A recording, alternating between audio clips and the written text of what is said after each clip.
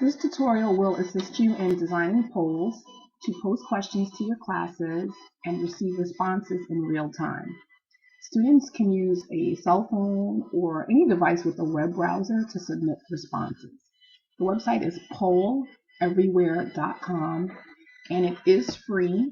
With the educator account, you are able to pose an unlimited amount of questions, and you can get up to 40 responses per poll. So once you sign up for your free educator account, you're going to click on where it says Create Poll. And it's going to give you an option to watch the tutorial, or you can go ahead and get started with your poll question. So I'm going to pose a pretty simple question. What is your favorite season? And automatically it's going to give you options for how your audience can respond. It can either be a multiple choice question, and you can add answers, as many as you like. It can be open-ended, and that gives you 4 different ways to present responses, either in a text wall, word cloud, cluster, or ticker, which will go across the screen. Or you can even upload an image and have respondents click on the image or the portion of the image as their answer. In this case, I'm going to go with an open-ended question, and I want my answers to be displayed in a word cloud. When your answers are displayed in a word cloud, you're going to encourage your respondents to answer using only one word. And for each word that is entered, if it's entered by multiple people, that word will show up bigger and bigger and bigger. That is one way to display poll responses. So when you're done, click Create.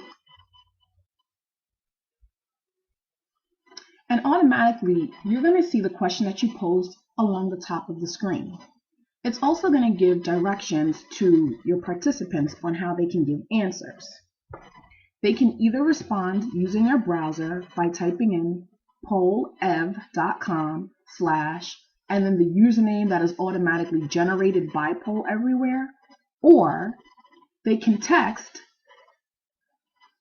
your username to this number 37607, which is not a real phone number, and in that way they'll be able to give their responses. On the right side, it gives you some options on how people can respond. For example, under Configure, they can either respond using the website, text messaging, they can even Twitter. So you're going to click on whichever options you want your respondents to have. I usually click the website and text messaging to allow for more options. Under response settings, I usually click that each person may respond only once. That prevents one student from trying to give 10 different responses.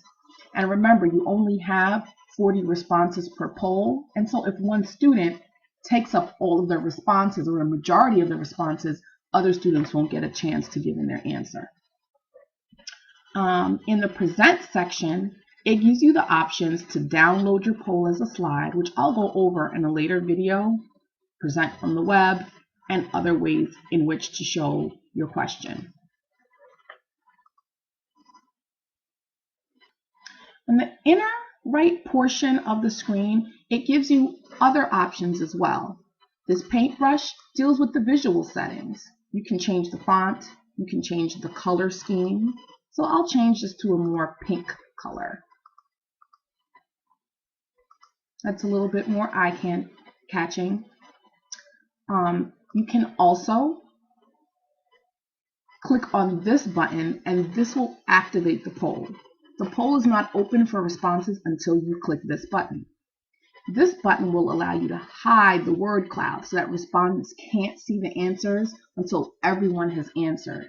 But I think for a word cloud, it's really powerful to see the answers as they come in and to watch one word grow.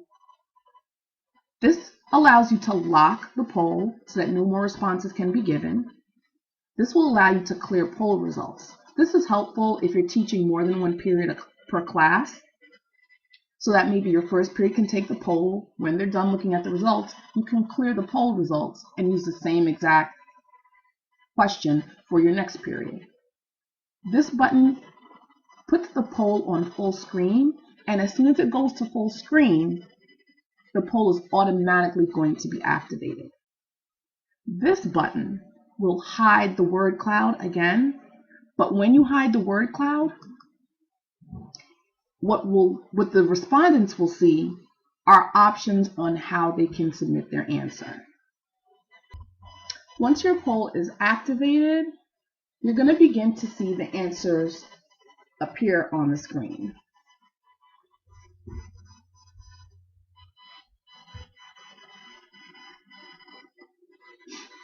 Any answer that was submitted more than once will start to become bigger as they are entered. This is just one of the many ways that you can enter a question and see results. But again, it's very user-friendly.